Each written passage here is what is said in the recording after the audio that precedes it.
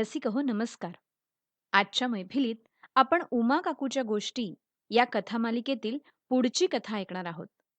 कथेचं शीर्षक आहे चोरटी पुनव. चला तर ऐकूया श्री स्वानंद जोशी लिखित कथा चोरटी पुनव. गो उमा बामणे, हाव काय घरात? अशी जोरदार हाक आली नि हातातली पानं बाजूला ठेवून मागच्या दारी गेली. आज बऱ्याच दिवसांनी सुनंदा लव्हारीन आलेली. गो सुनंदे, आज किती महिन्यांनी बामणीच्या दारी? काय मेला सांगशील, मोप दिस आलेलीच नाही हैसर. दुपारला थोरल्या खोतनीकडं दळणाच जाऊचा हा, मगे दौराच काढला. बयो बामीण खय दिसत नाही ती. अगो, त्या गोगराच द्यायला गेल्यात गोठ्यात, येतीलच. कोण गो आलंय? लव्हारींशी वाटतेय. दिवाळीनंतर आज उगवलीशी. फेरा होता कुठे इतके दिवस? खय नाही गे, जली तब्येत बराबर नाही. आता जरा बरा हाय, म्हटलं उद्या होम पेटूचा तर वहिनीकडे जाऊन येतय. ही घेवा, तोरणं बकुळं नि सुरंगीचे वळे सर. लव्हारीण रानातला खाऊ घेऊन आली होती. उद्या होळी, यंदा धाकट्या मानाची पालखी आमच्याकडे जेवायास यायची. थोरला मान यमुना वहिनींचा. वरसावरीची गावठी गणितही. मी पानं घ्यायला आत गेले. चल गो, येतय. काय बाई हे वागणं? सूर्य आला डोईवर नि अशी न्हाती धुती सवाशीण उपाशी पोटी पाठवू की काय? अगो, मेल्यावर नरकात तरी जागा मिळेल का मज? जा, हातपाय धुवून ये, पानं वाढतीये. आयते नि दूध गुळ आहे, पण तूच लसणीचे तिखट वाढीन हो. नाहीतर म्हणशील भटाच्या घरी इला आणि गोड खाऊन जीव गेला. नाय बा, माका चालतं वहिनीच्या हातचा गोड जेवण. पडवीत जेवून मग धोंडीवरची भांडी घासून नि पान सुपारी खाऊन लव्हारीण गेली. तोरणं नि बकुळं खाऊन सिंधू खुश नि वळे सरांमुळे मी खुश. पुरणपोळीच्या नि होळीच्या तयारीत दिवस सरला. दुसऱ्या दिवशी सकाळी नव्या लुगड्याची घडी मोडली.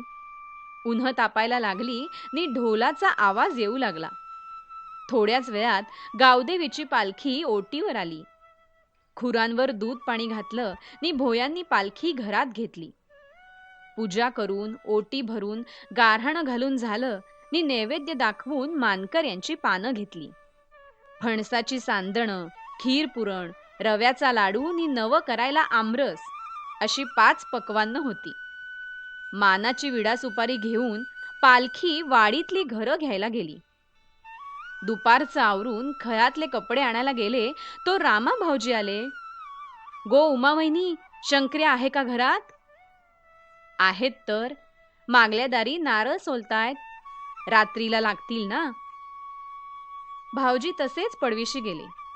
रे शंकर्या, रे सदाशिवा, सड्यावरच्या पाटाशी जो तुझा बेताचा रायवा आहे तो होळी म्हणून तोडायचा म्हणतायत. मानकर यांनी हेरलं नी. थोरल्या खोतान देवीसमोर मागणी केलं की होय म्हण हो. गेल्या वर्षी विठोबा अण्णाने भांडण उकरून काढलेलं, तसं व्हायला नको म्हणून कल्पना द्यायला आलो. मी कशाला नाही म्हणतोय रे. बरं, इंदू काकूच्या मळ्यात कलिंगड बघितलीयत नि सोमणांच्या घराजवळ काकड्या.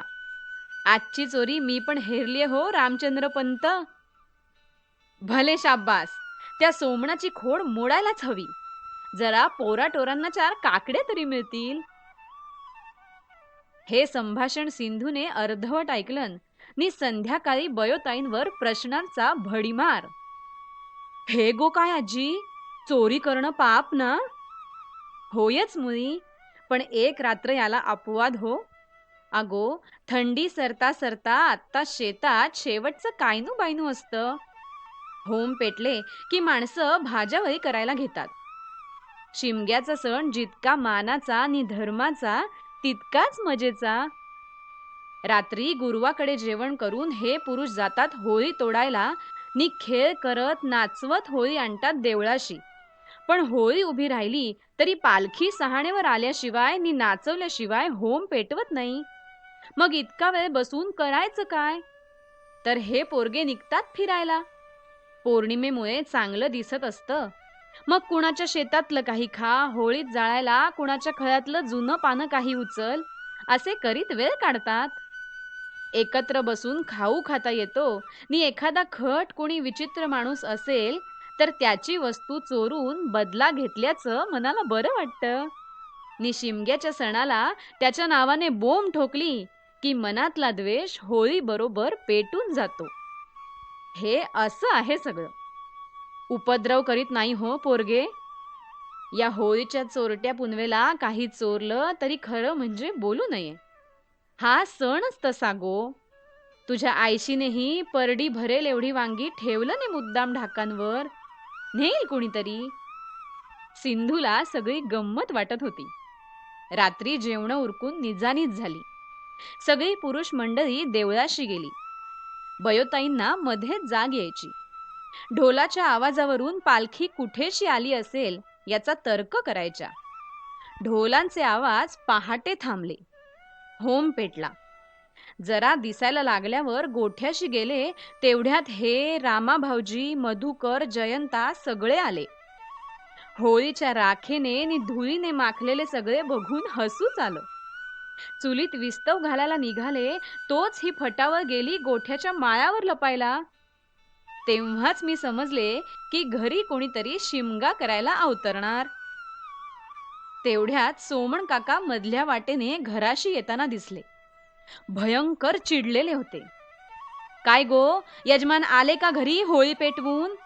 आज उजाडतीचं भांडणच करायला आलोय मी. महिनाभर घरच्या काकड्या झाल्या तरी 10-12 कोळ्या शिल्लक होत्या. डाव साधलं निकाल.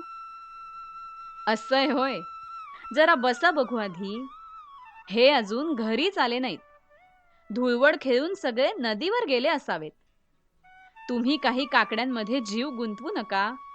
अहो, चोरट्या पुनवेला जे जातं ते आपलं नसतंच मुळी. मनात राग ठेवू नका. या, ताज्या दुधाचा चहा करते. सोमण काकांच्या संताप होळीचा होम कसा बसा विझला. चहा घेऊन ते गेले नि माळ्यावरून सगळे खाली आले. रामा भाऊजी म्हणाले, त्या सोमणाच्या नादी आत्ता लागायला नको म्हणून लपलो हो, पण तू मात्र डोकं लढवलंस. बरं आधी खोटं बोललीस ते, नाहीतर वाटलं होतं परत इथे तुझ्या दारी भांडणाची होळी पेटतीये नि शिव्यांची धुळवड रंगते की काय. बयोताईच म्हणतात, चोरट्या पुनवेला चोरलं की जसं पाप लागत नाही तसं ही चोरी लपवायला खोटं बोललं तरी पाप लागत नाही. शास्त्रात सांगितलंय म्हणे.